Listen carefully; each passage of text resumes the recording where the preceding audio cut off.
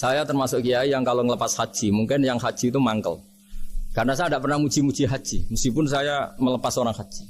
Umumnya kiai kalau ada orang haji kan dilepas haji mabrur, tidak ada lain balasan kecuali surga. Itu ngenes ketika si kiai pidato tadi ternyata ngenes. Ngenesnya seakan-akan surga itu hanya milik yang haji. Mana koyo kula sepundi Gus wong kula ora kelar kaji. Semenjak itu setelah saya jadi kiai ya dendam juga. Akhirnya setelah saya jadi kiai kalau ngaji orang yang haji mabrur balasannya surga, orang yang fikir sabar juga surga, orang yang sering dimarahin istri juga surga. Kata pokoknya surga terus. Sampai yang mau haji itu Gus gimana kok bahas kita kok sama dengan mereka? Ya karena saya ada ulama pesanan kata Bismillahirrahmanirrahim. Subhanaka la ilma lana illa ma 'allamtana innaka antal alimul hakim.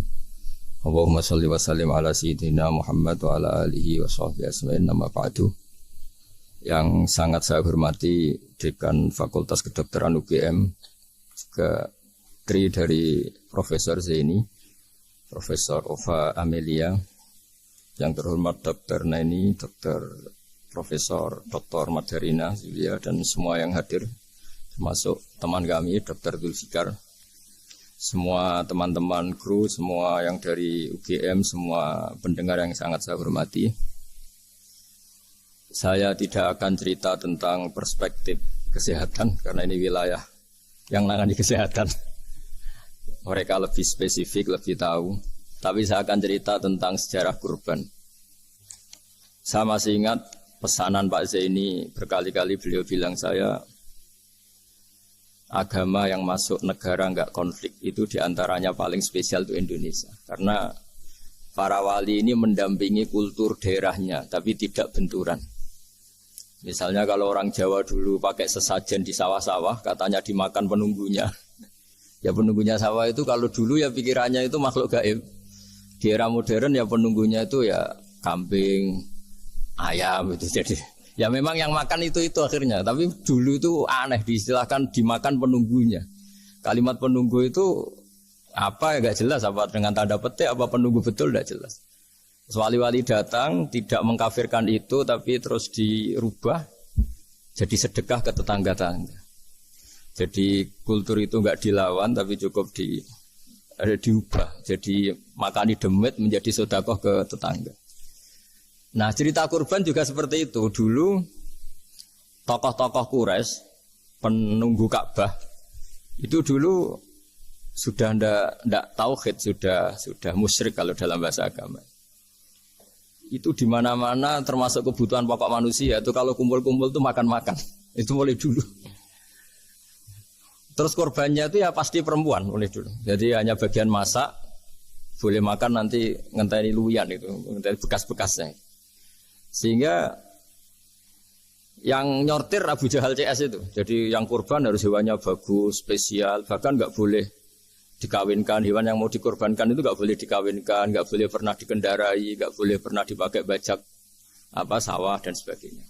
Semuanya serba spesial. Nanti dikorbankan di Ka'bah. Yang dijual Ka'bah. Nah pertanyaannya, Ka'bah ini enggak pemakan daging, yang untung ya ketua-ketuanya ini. Karena Ka'bah tidak doyan daging. Dan itu ya di atas namakan Allah, ini demi taqarrub ila Allah, demi. Sehingga mereka bilang wa qalu hadhihi an'amu wa harsun hijrul la yat'amuha illa man nasa'u bi zamihim. Ini hewan kurban harus spesial dan yang berhak makan hanya orang-orang spesial, yaitu para penunggu Ka'bah, para sadanatul bait. Tapi karena mereka sudah tidak benar, tidak jujur, Islam mau merubah tradisi itu. Tapi kalau tradisi itu dirubah, maka Islam akan terkenal pelit karena dari acara makan-makan menjadi tidak ada makan-makan. Jadi kadang kebenaran itu harus diganti dengan sesuatu yang tidak ekstrim. Karena tadi dari acara makan-makan menjadi sama sekali nggak makan-makan. Maka terus diganti oleh Islam dengan kalimat udhiyah, dengan kata kurban. Nah kenapa itu harus terjadi? Karena kurban itu sebetulnya syariatnya Nabi Ibrahim, di mana orang Mekah itu memang turunan Nabi Ibrahim. Sehingga sisa-sisa makan-makannya masih. Cuma mulai ada melenceng, ada sesajen, ada khurafat, ada bid'ah. Kemudian itu mulai masalah.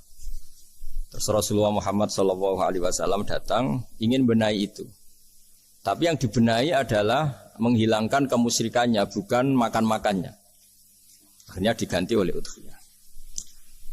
Nah, kenapa ada kurban? Kalau dalam banyak literatur, Nabi Ibrahim alaihissalam itu nabi yang paling dengan tanda kutip mengklaim kalau beliau itu orang paling sayang kepada Allah, paling dekat kepada Allah. Enggak ada yang dicintai selain Allah. Beliau memaklumatkan itu baik secara lisan maupun di gemuruh hatinya, di bisikan hatinya, di detak jantungnya, pikirannya seperti itu. Pas itu beliau belum punya putra karena beliau termasuk lambat punya anak. Suatu saat ditakdir punya putra yaitu Ismail. Pas seneng-senengnya jalan, pas seneng-senengnya punya anak, sama Allah disuruh nyembelih. Anak kamu harus kamu sembelih. Ibrahim kaget. Kenapa ya Allah? Kamu adalah orang yang sering ngomong bahwa yang paling kamu cintai saya.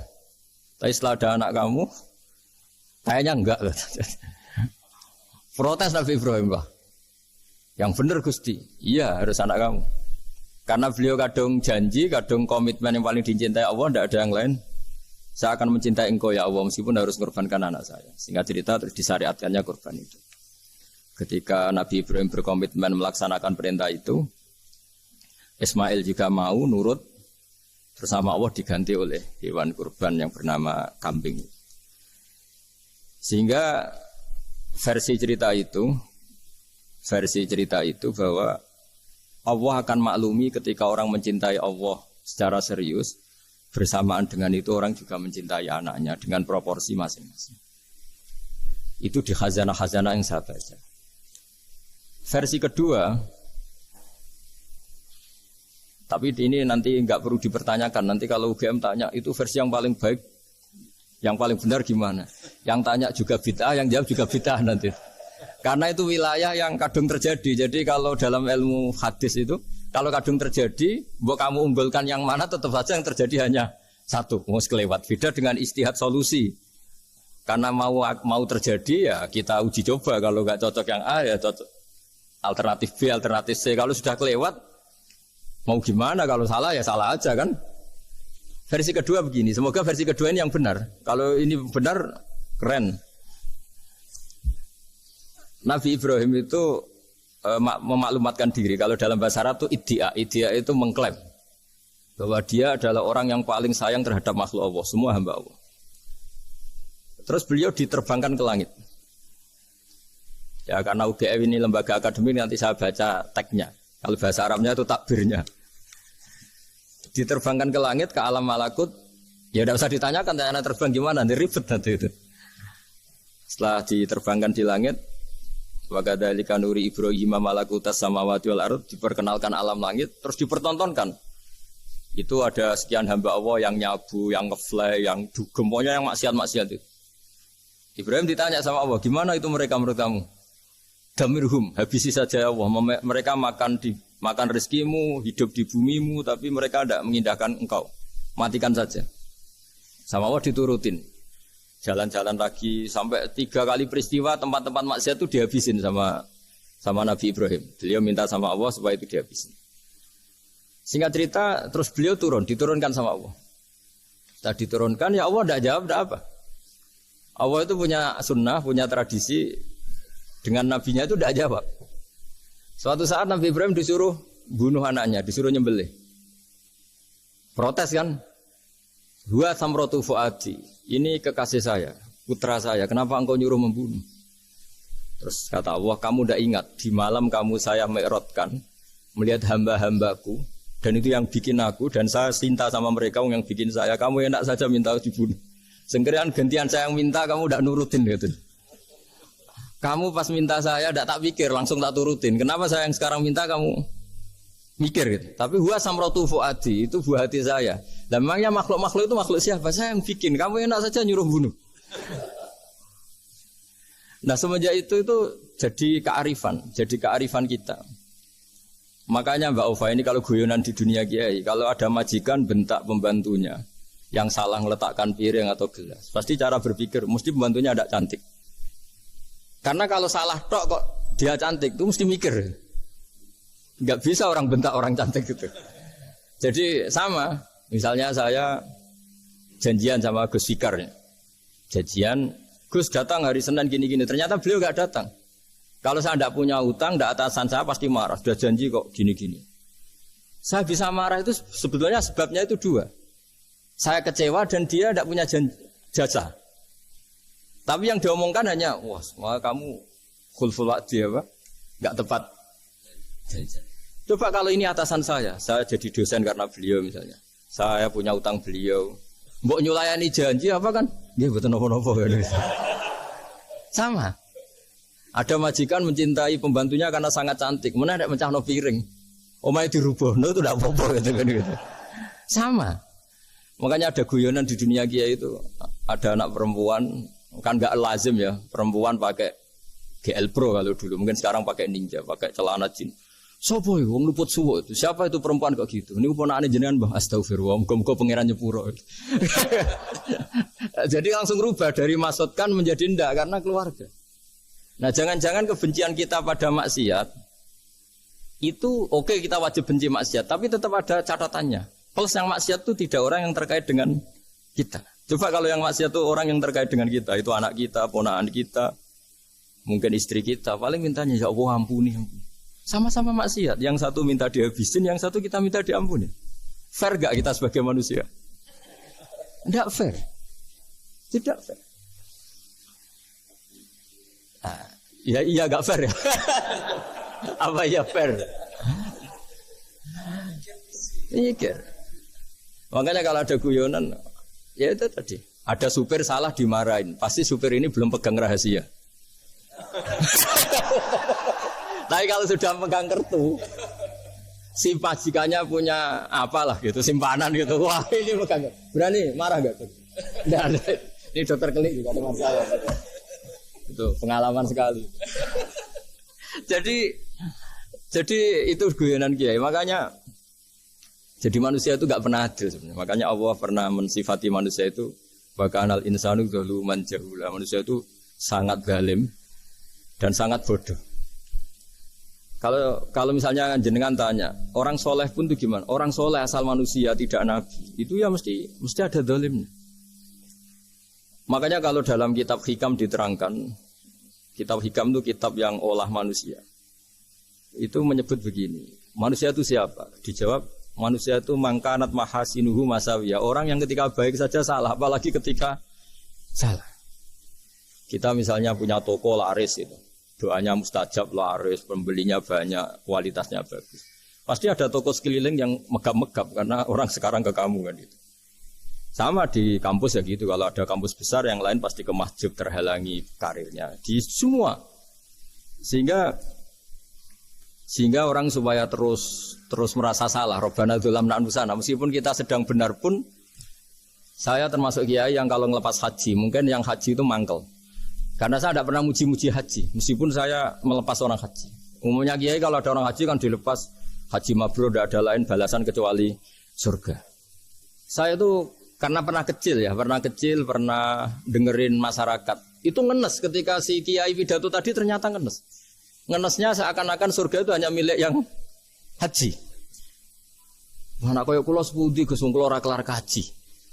Semenjak itu setelah saya jadi kiai ya dendam juga. Akhirnya setelah saya jadi kiai kalau ngaji orang yang haji mabrur balasannya surga, orang yang fikir sabar juga surga, orang yang sering dimarahin istri juga surga. Kata pokoknya surga lah terus.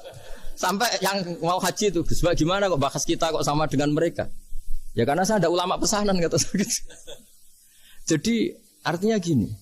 Ketika Anda muji ibadah haji, jangan kira yang ngenes tidak banyak. Yang ngeluh juga banyak, karena mereka ada takdir gak mampu haji.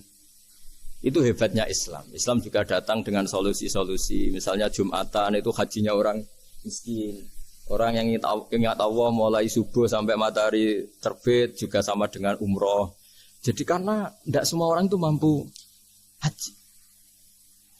Jadi itu Islam. Jadi nanti tak bacakan, jadi versi kedua itu Nabi Ibrahim diperingatkan Allah bahwa tidak seperti itu cara mengelola hambaku.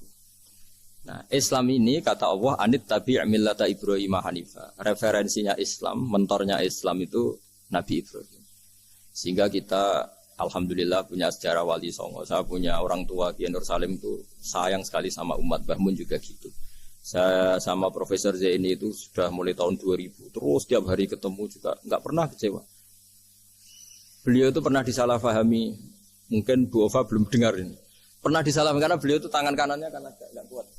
Jadi kalau ngambil papa itu pakai tangan kiri. Itu pernah disalahpahami ya. Mungkin orang hasud karena tidak mengkonfirmasi langsung mengklaim beliau itu kiai, profesor. Kalau apa-apa pakai tangan kiri. Kira-kira pertanyaan sunnah rasulnya mana kan gitu. Beliau itu ya hanya corong Jawa itu berambang, agak nangis tapi tidak sampai keluar air mata tapi berambang. Beliau bilang gini ke saya. Seharusnya gimana Mas Pak? Ya kalau Pak Zaini ingin jadi wali ya tidak usah menjelaskan. Kalau Pak Zaini ingin menjelaskan berarti ingin diakui makhluk. Tapi kalau nggak dijelaskan mereka salah paham terus. Tapi cepat jadi wali karena sudah mulai mengabaikan apa kata mereka. Tapi kalau menjelaskan ya enggak. Ya lama jadi walinya, tapi bagusnya orang nggak salah paham. Pak Zaini tertawa-tawa. Jadi wali apa enggak? Jadi saya tuh lama sekali sekamar dengan beliau ada di Badan Wakaf ya Mas Fajar ya. Badan Wakaf yang atas itu kan dulu tempatnya Pak Rektor kan kosong. Nah itu kita tempati sama Pak Zaini bertahun-tahun. Tiap hari diskusi. Dan nggak pernah ceritanya beliau itu penting. Karena seneng guyon. Memang khasnya ulama itu seneng guyon.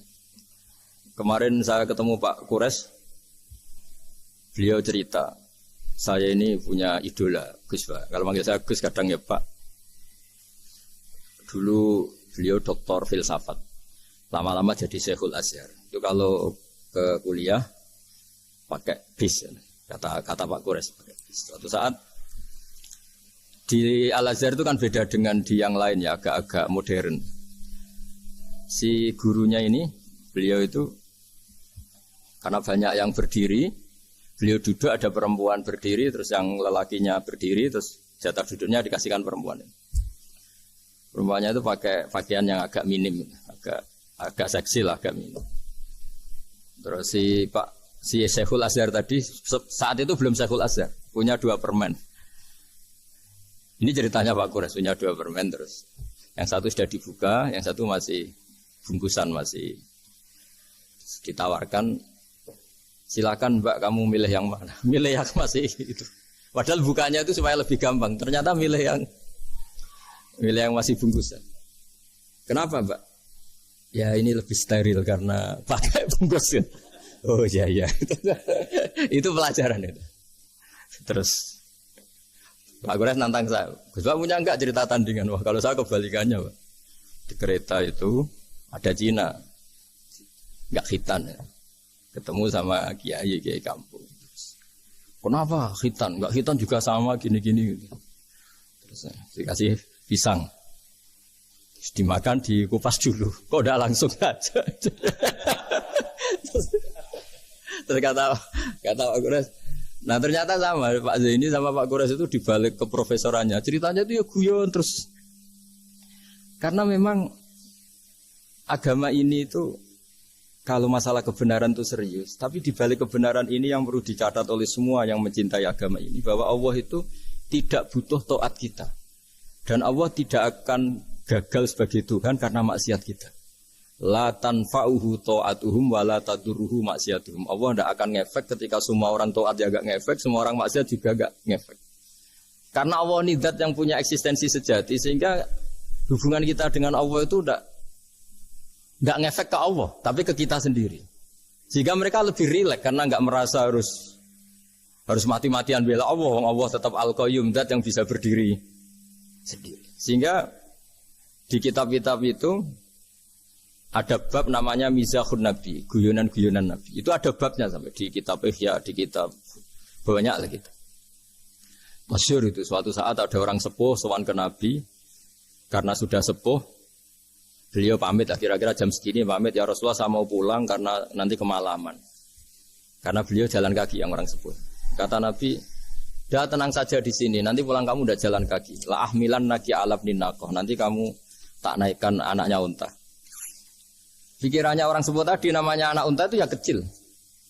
Wa ma fa'altu bibninakoh, apa yang bisa saya lakukan dengan anak unta? Sudah tenang saja. Setelah beliau ngaji lama, ya dikasih unta tua itu. Silakan kamu bawa unta saya ini. Ini kan unta tua, ada anak unta. Ya meskipun tua ya anaknya unta kata Nabi. Ya Nabi cerita saja. Meskipun tua juga anaknya unta. Jadi agama itu rileks. Nabi Ibrahim kembali lagi ya karena syariat Ibrahim. Nabi Ibrahim itu pernah minta supaya nyawanya itu diperpanjang karena beliau ya umumnya orang itu kan ingin nyawa panjang, ingin umurnya panjang. Beliau yakin penting nyawa panjang, umur panjang. Allah tidak jawab enggak apa. Suatu saat ada tamu, orangnya itu sepuh sekali. Nabi Ibrahim karena orang yang sangat menghormati tamu dikasih kurma, apa itu? Anggur. Itu setiap dimakan dikunyah meler lagi keluar. Karena sudah sepuh, nggak ada giginya, kunyah keluar lagi. Itu jawabnya Nabi Ibrahim, ya Allah, masuk lagi ke kamar, sholat lagi, mengcancel doa panjang umur. Katanya Ibrahim, oh jenengan jawab toh. Gitu. Artinya kalau ingin tua sekali ya nasib kamu kayak itu gitu. Jadi karena beliau tahu itu jawaban terus masuk kamar, oh jawab tuh Gusti jenengan, terus membatalkan doanya. Itu Nabi Ibrahim. Kalau orang sekarang enggak, ndonga ngarani, ya tua ya tetap sehat, tetap wah itu itu lebih ribet itu. Iya, jadi karena doa itu kalau enggak diperjelas itu ya repot. Ini cerita supaya kita berislam itu ceria. Saya Mbah Mun itu meskipun kiai top, senengannya nggih guyon bapak saya. Tapi guyon itu ada yang wajib. Saya dulu itu janggal. Ini cerita ya, mungkin kalau di kampus-kampus umum agak asing, tapi ini cerita. Nuduh zina itu dosanya besar sekali. Saya ulang lagi, nuduh orang lain zina itu dosanya besar sekali. Disebut bab qadzaf. Saya pernah menjumpai 3 kiai besar, Bu Ofa, 3 kiai besar. Dia top semua. Di majelis itu ada gosip bahwa si A itu punya selingkuhan sama Sri itu misalnya, atau siapalah dengan perempuan.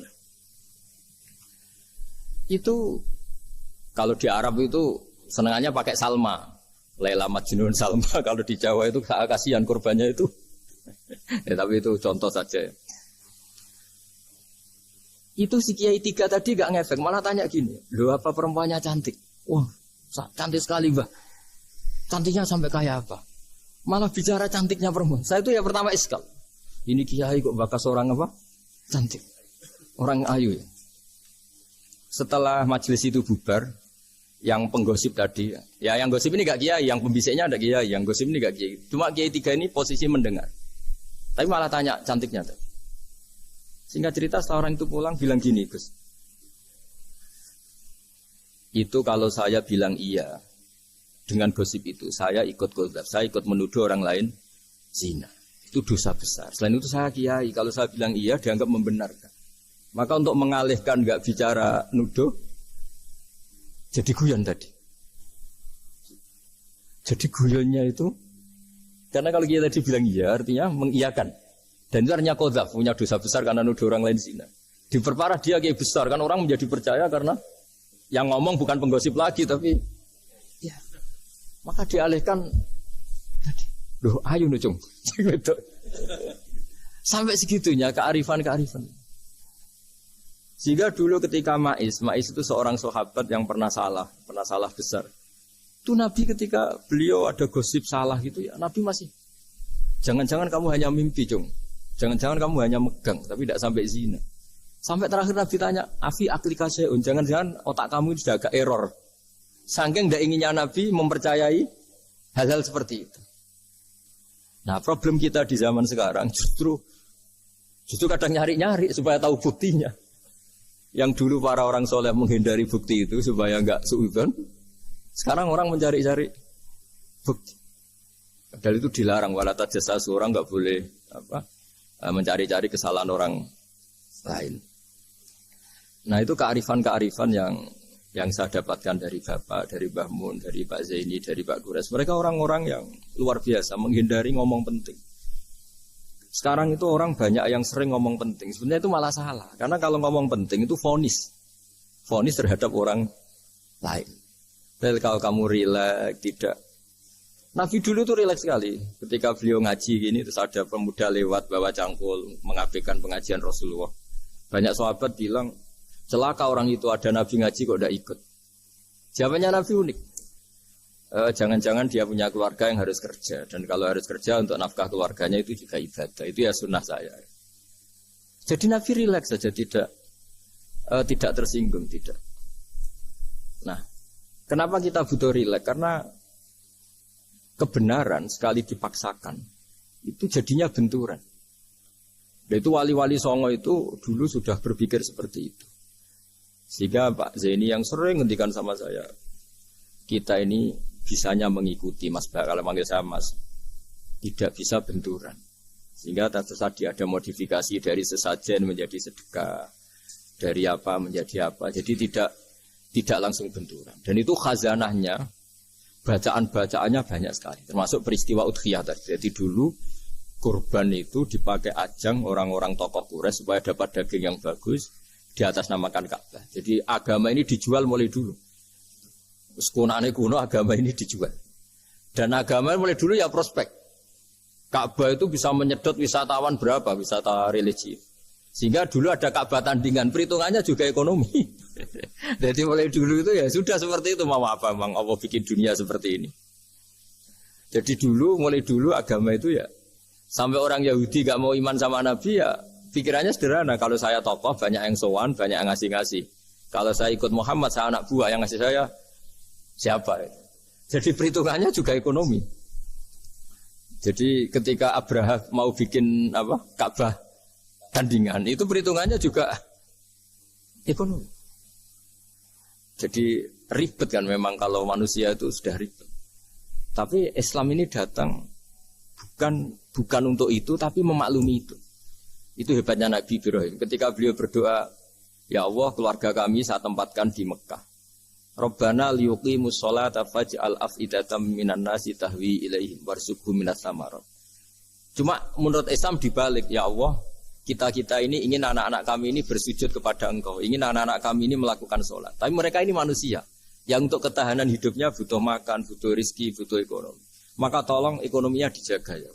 Jadi dibalik, demi sholat menjaga ekonomi. Jangan dengan demi ekonomi meninggalkan sholat. Jadi dibalik, jadi demi sholat menjaga ekonomi. Juga termasuk menjaga politik. Andaikan tidak ada orang Islam yang cakap politik, terutama yang soleh-soleh. Kemudian negara bikin aturan ala mereka. Sholat dianggap larangan, pengajian dengan larangan, juga repot. Makanya mulai dulu kiai-kiai itu ya politik, karena nggak ingin negara ini diatur oleh orang yang anti sholat, anti agama. Karena kalau negara terserah yang sedang jabat, kemudian yang jabat tidak soleh, bisa nganggap maksiat tidak ilegal, yang pengajian justru ilegal. Nah di sini kenapa banyak orang-orang soleh dulu ya rata-rata ya berpolitik mulai sebelum kemerdekaan sampai setelah kemerdekaan. Jadi itu ada filosofinya. Nah bahwa ada oknum-oknum yang tidak seperti itu ya monggo itu oknum. Tapi sebetulnya awal-awalnya kenapa banyak orang soleh yang politik, karena nggak ingin negara ini dipimpin oleh orang-orang yang anti agama, anti kebaikan. Sehingga berkahnya apa? Berkahnya negara ini berkonstitusi secara Islam. Meskipun tidak negara Islam, tapi tadi hak asasi manusia terjaga, hak belajar, hak beragama, hak ibadah. Coba bayangkan kalau kita jadi korut, Korea Utara kan pusing. Jadi, nah itu uniknya, lagi-lagi ini cerita uniknya. Itu mulai dulu itu tidak ada benturan. Ketika ada Masumi, ada Partai NU, ada macam-macam. Muhammadiyah datang di Jogja itu Mbah Ahmad Dahlan itu teman dekatnya Mbah Hasyim. Saya tahu banyak tentang, namanya dulu Darwis. Itu dulu ngajinya sama pernah buyut-buyut Qiyami di sini. Dulu ngaji Mbah Soleh Darat, Mbah Ahmad Dahlan sama siapa itu Mbah Hasyim.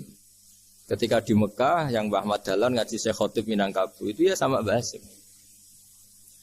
Nah kebetulan Mbah Ahmad Dahlan hidup di Jogja yang zaman itu sudah khurafatnya kayak apa, karena ada sistem agama yang sangat, menurut beliau sangat jauh dari Islam yang murni. Terus beliau revolusinya seperti itu. Yang Mbah Hasyim tempat di Jombang.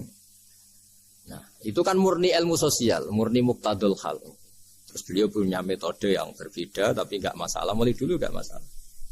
Kemudian jadi kalau yang kadang-kadang memasalahkan tuh ya memang yang nggak tahu masalah. Sebenarnya dulu itu ya biasa aja, karena ya itu urusan metode, urusan. Saya teruskan masalah udhiyah. Jadi yang diceritakan Nabi Ibrahim tadi bahwa benci seseorang kita atas namakan maksiat itu tidak segampang itu. Karena jangan-jangan kebetulan yang maksiat itu keluarga kita. Apakah kita punya kebencian yang sama saat yang maksiat itu keluarga kita, atasan kita, teman kita. Ya kayak tadi. Kalau saya corong Jawa dibelenjani janji, ada orang janji sama saya nggak tepat waktu. Saya bisa marah itu pasti sebabnya jelas. Itu bawaan saya, nggak berjasa sama saya. Kalau kata dokter Kelik nggak cantik ya. Tapi kalau itu orang yang misalnya rektornya bilang, maaf ya saya tidak bisa datang hari ini. Oh tidak apa-apa. Pasti manut itu. Atau yang nyelain janji kiai itu. Cuma ngurus itu teko itu. Ini betul apa-apa. Gayanya aja kita marah karena full wadi apa? Ingkar janji. Sama. Intinya Nabi Ibrahim itu coba kalau yang maksiat itu anak kamu. Kamu berharap saya ngasih tobat kan? Bukan langsung tak habisin kan? Intinya Allah ingin bilang ke Nabi Ibrahim, andai kan yang maksiat itu anak kamu, ingin saya menghabisi apa tak kasih tobat? Ya kasih tobat ya. Ya seperti itu saya yang bikin. Maka di Al-Azhar sana, kalau cerita orang-orang alim itu masyhur. Ada tempat maksiat, mau dihabisin sama orang-orang yang sangat keras. Ketemu Syekh Mutawalli Sa'rawi, ditanya, andai kan mereka mati saat maksiat, itu mereka ke surga apa ke neraka? Ya ke neraka. Terus ditanya sama Syekh Mutawalli, kalau mereka ke neraka, akan ada dzalika muradan Nabi? Apa seperti itu yang digedaki Nabi? Umatnya mati terus masuk neraka karena belum tobat? Tidak. Nabi inginnya mereka tobat dulu. Ya sudah, jangan dihabisin. Kamu berproses ikut mentobatkan mereka. Kebetulan ini mau mendengar. Jadi kita lunak, kita baik itu ya semuanya ingin la'allahum yarji'un, semoga mereka kembali, mereka tobat. Bukan lunak dengan arti mengakui maksiat itu satu kebaikan, itu yang bahaya. Kalau lunak sampai mengakui itu maksiat itu kebaikan, itu bahaya. Tapi kita lunak karena kita ingin berproses untuk bertobat. Karena tadi kalau kita punya nurani itu mesti, andai kan yang maksiat itu anak kita atau teman dekat kita atau orang yang berjasa sama kita, apa kita bisa tegas? Kira-kira gimana? Bisa kamu tegas sama anak kandung? Berat. Ditantang minggat saja pusing.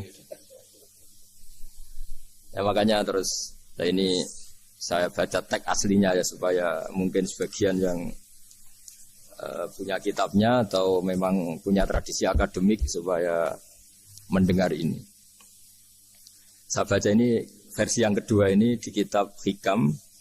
Kitab Hikam juga termasuk kitab pegangan para kiai, halaman 4 juz 2.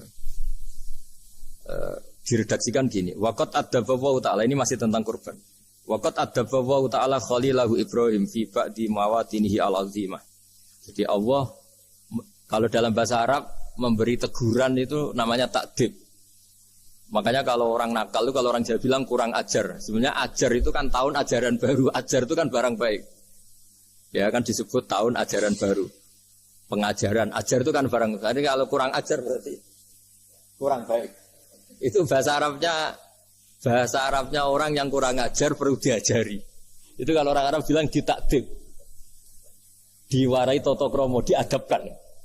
Jadi belum punya adab diadabkan. Itu udah. Tapi tentu Nabi Ibrahim nggak sampai kurang ajar. Ini kan cerita bahasa ya. Jadi kalau sebenarnya ajar itu udah buru-buru kurang ajar, berarti orang ini kurang pelajaran, kurang. Tapi di Jawa itu agak salah kaprah. Kalau kurang ajar itu ekstrim. Misalnya duduk di meja itu disebut kurang ajar. Sebenarnya ada se-ekstrim itu. Saya teruskan ya. Terus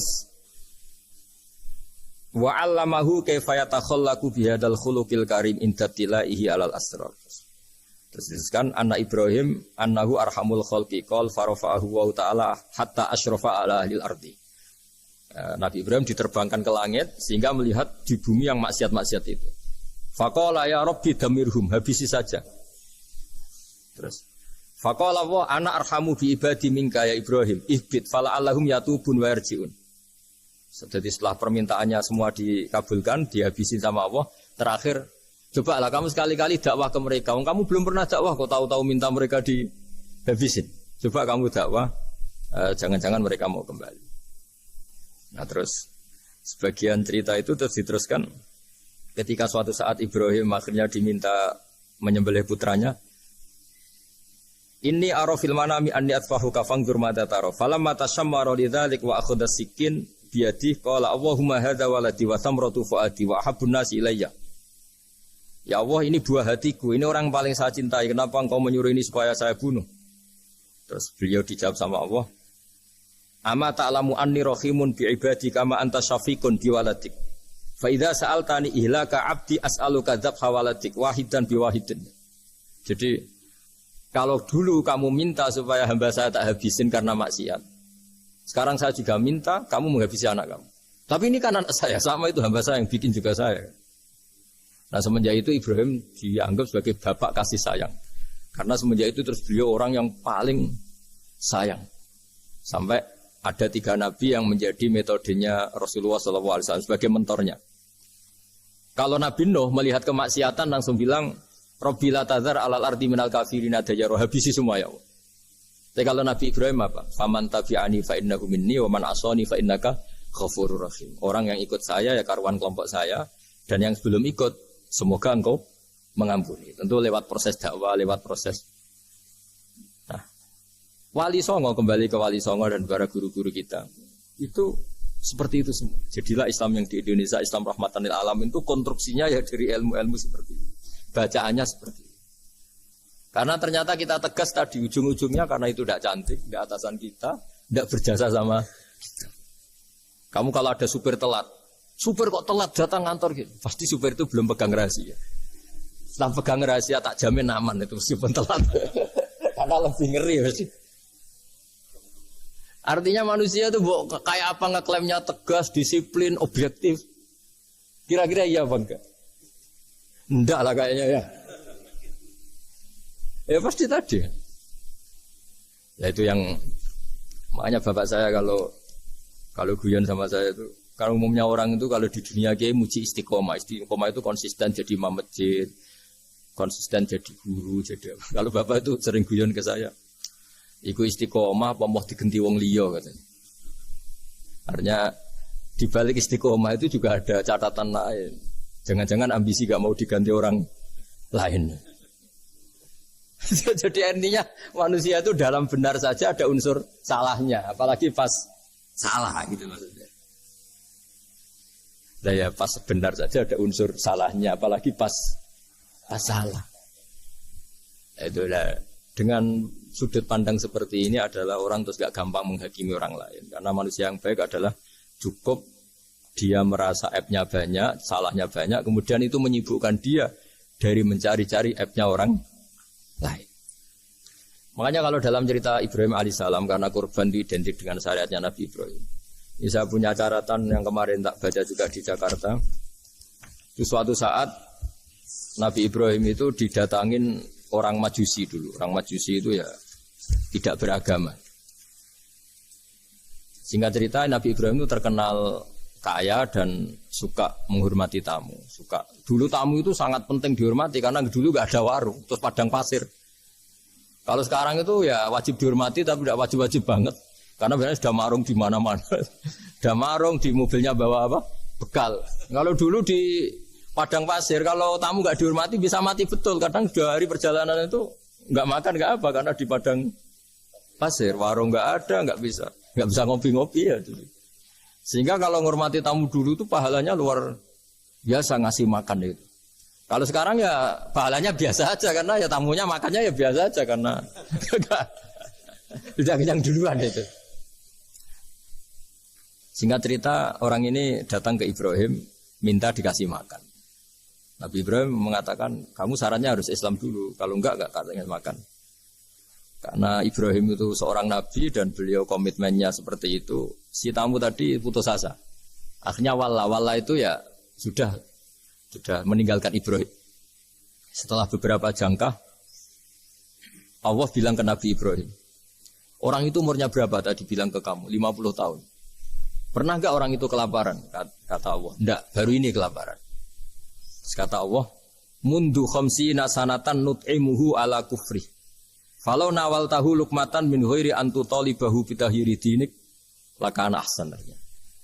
Orang itu umurnya 50 tahun. Itu ya tak kasih makan padahal dia majusi. Kamu baru diminta sehari saja minta syaratnya Islam. Terus itu ada di kitab apa Ar-Risalah Al-Qusairiyah di halaman 262. Jadi cuma dulu itu motifnya semuanya agama, bukan atas nama demokrasi atau kebebasan beragama. Karena dulu itu orang dulu itu kan saking sayangnya Allah, apa-apa konstitusinya ya perintah Allah. Dan ternyata perintah Allah seperti itu, akhirnya dipanggil. Kemana ya majusi ke sini tak kasih makan. Dan majusinya kan kaget. Ada apa? Kenapa kamu rubah? Ditegur Tuhan. Iya, ditegur Tuhan. Jadi dan alhamdulillah saking simpatiknya orang majusi tadi akhirnya masuk Islam. Sama itu kan mirip orang Yahudiyah atau Yahudi itu yang tanahnya itu diambil ya sama Amr bin As untuk perluasan masjid di Mesir. Ya ketika lapor ke Sayyidina Umar, ngiranya itu kan dibenarkan perluasan masjid, ternyata Umar belain yang Yahudi. Iya, yang punya tanah harus dikembalikan tuh haknya. Jadi Islam itu menghormati hak kepemilikan meskipun itu milik non muslim. Jadi kata Allah, mut khamsina sanatan nut'imuhu ala kufri. Kalau nawal tahu lukmatan min ghairi antu talibahu bitahiri dini. Mbok dikasih makan aja, enggak usah nyuruh ganti agama. Wong saya aja yang Tuhan. Ngasih makan dia sudah 50 tahun. Tanpa syarat. Tanpa syarat. Ya jadi ini cerita ya Bu Ufa. Jadi kita mungkin kenangan saya dengan Bapak, Bu Ufa dengan Profesor saya ini kebetulan teman dekat sekali sama saya dan hampir tiap hari saya ketemu. Minimal 3 jam. Bertahun-tahun. Sampai kalau kehabisan cerita akhirnya cerita keluarganya karena kesuwan belajar karena akhirnya cerita keluarganya. Maksud saya tadi ini saya cerita ini barang baik. Ketika beliau pernah ditahan karena aktivis dulu. Itu pas mau lahirnya Bu Ova. Terus beliau berdoa mati-matian. Delalah dibebaskan. Beliau sempat nunggu kelahirannya Bu Ova ini. Terus dinamai Aufa Amalia. Itu kalau dalam bahasa Arab itu Aufa itu Allah memenuhi apa yang saya angen-angen. Jadi itu ceritanya itu gitu. Jadi nama itu spontan aja ketika. Iya. Jadi beliau itu aktivis dulu. Bukan di penjara karena korupsi atau kriminal, bukan karena aktivis. Karena kalau model sekarang Bu, kalau nggak dijelaskan detail, ditahan karena aktivis. Nanti dikira ditahan karena yang lain. Ribet kan? Jadi ditahan karena beliau itu dulu aktivis, bukan karena.